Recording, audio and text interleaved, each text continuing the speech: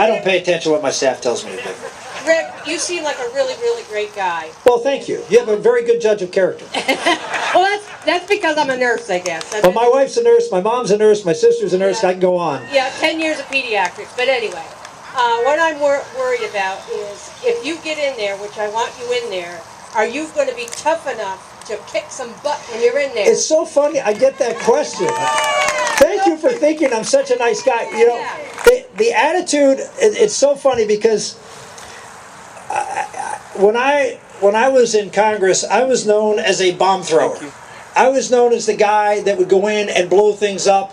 I was the guy that came in and you know, joined with folks to blow up the House banking scandal. I was the guy that took on the chairman of the Appropriations Committee when he voted against the Balanced Budget Amendment. I'm the guy that went to the floor and fought the tough fights. And people used to say to me all the time, "You got to tone it down. You're too mean."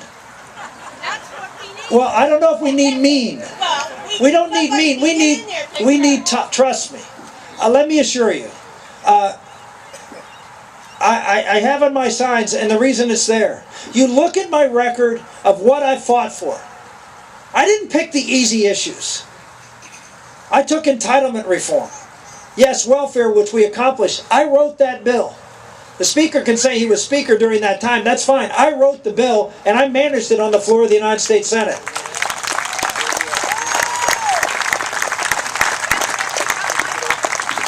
I take on the tough issues in the international front. I took on the tough issues on moral cultural issues.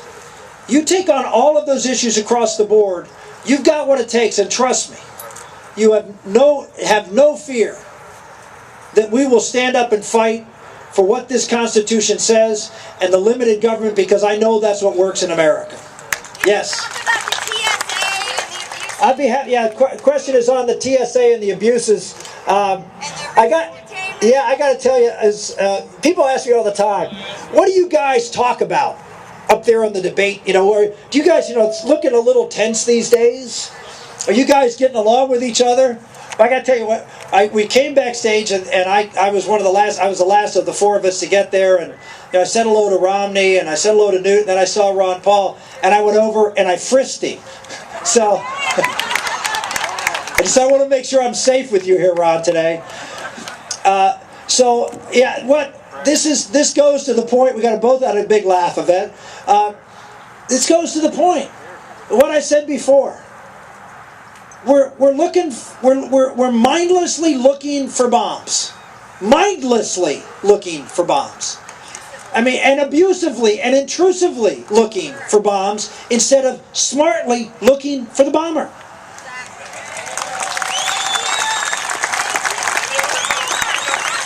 We are spending billions and billions of dollars, wasting money, wasting time, delaying people. A United States senator is going to be secondarily searched. Well, everybody should be treated the same. Use common sense, please.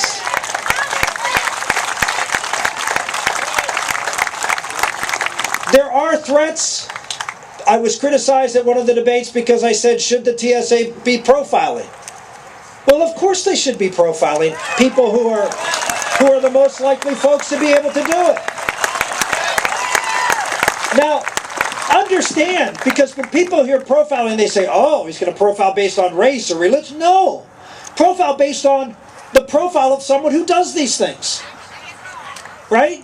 And if the person who's been doing these types of events, these types of terrorist acts, was a 53-year-old Italian American who grew up in a steel town, who used to be a United States Senator, search me every day.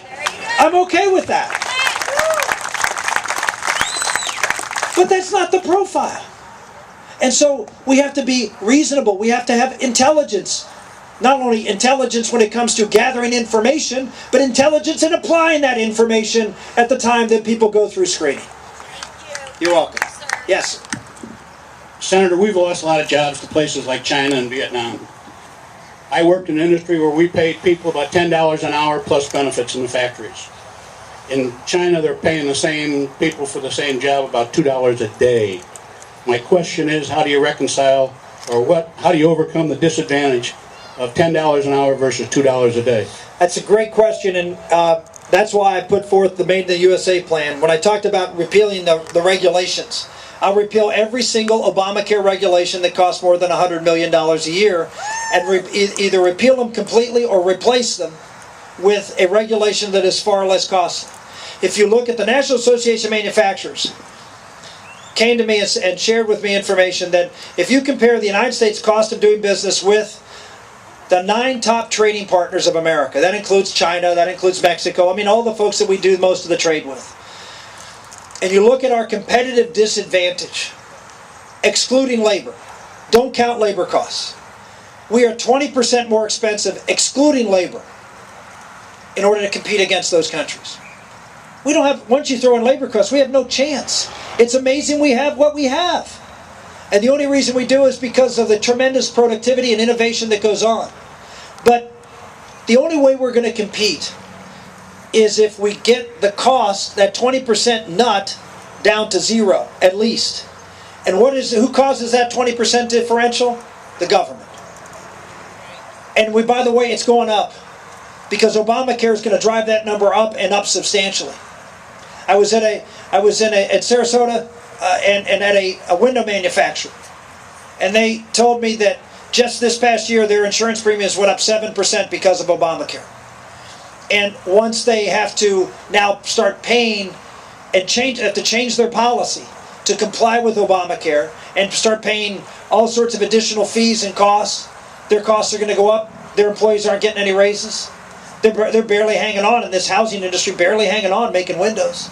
So if you look at the reality of what the regulatory environment is doing, it's destroying our competitive edge. That's number one. Number two is our taxes. We have a 35% tax rate on corporations. It's the highest in the world.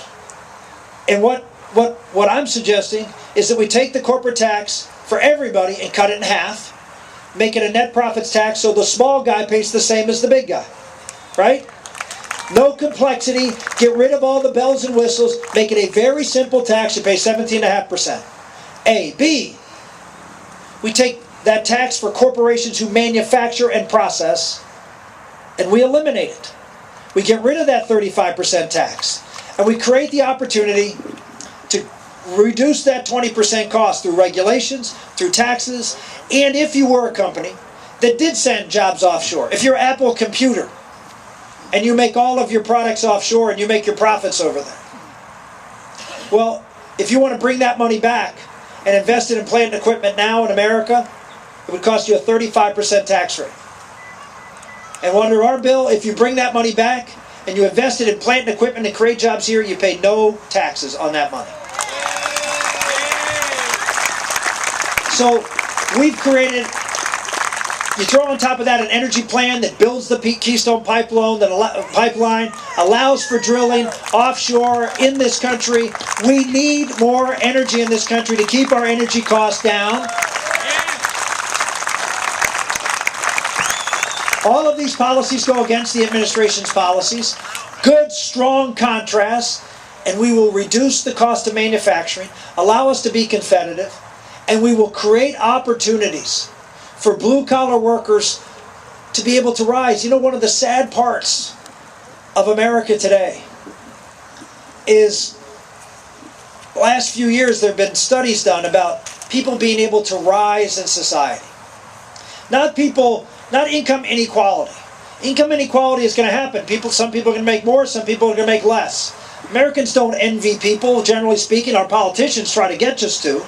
But most people say, I get asked questions. What do you think about Mitt Romney making, $1 gazillion last year? Good for him.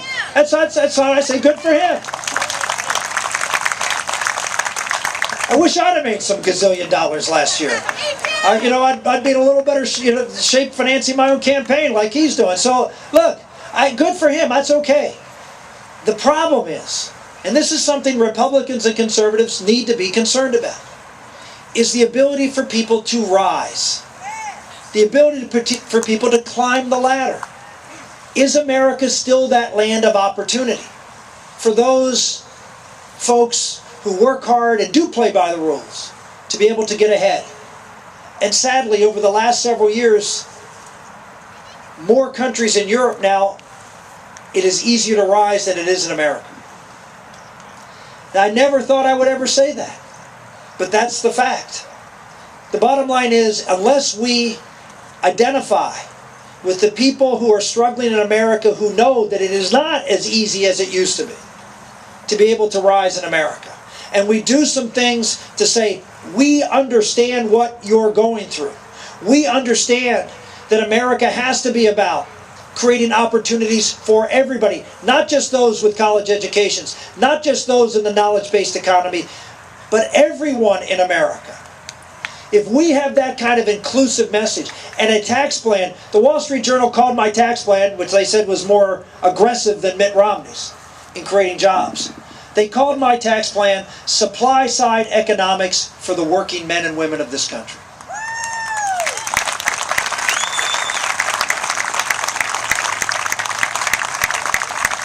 We must win this election. We will only win this election if we have a nominee that can rally the coalition that gave us Reagan, that gave us the mandate to do the big things that Reagan was able to do. If it's just one of those elections where, well, we have someone that maybe squeaks by a few hanging chads in Florida, or doesn't have the appeal or the ability to be able to rally those swing voters in those swing states, and we lose, then you folks here in Florida are going to have some explaining to do to your children and grandchildren, because you had an opportunity to get it right. When Ronald Reagan came down here to Florida, everyone said, oh no, you got to pick this other guy, the guy that can win, the guy that will appeal to moderates. And they said, no, we're going to take the guy who's the happy warrior. Not the angry man. The happy warrior. The guy that everyone said, is he tough enough?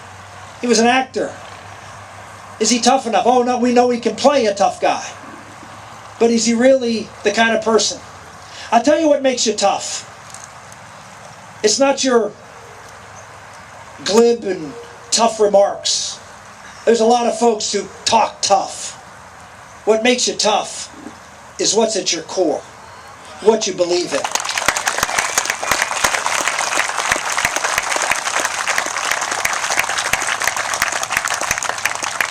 If you have any doubt that the core and what I believe in is unshakable, I point back to that election in 2006 where I did lose. And everybody said, run to the middle. Vote differently. This is a bad year. You're going to lose. And I said to my advisors, there's a lot worse things in life, worse than losing. And the worst of them is giving up on what you believe in.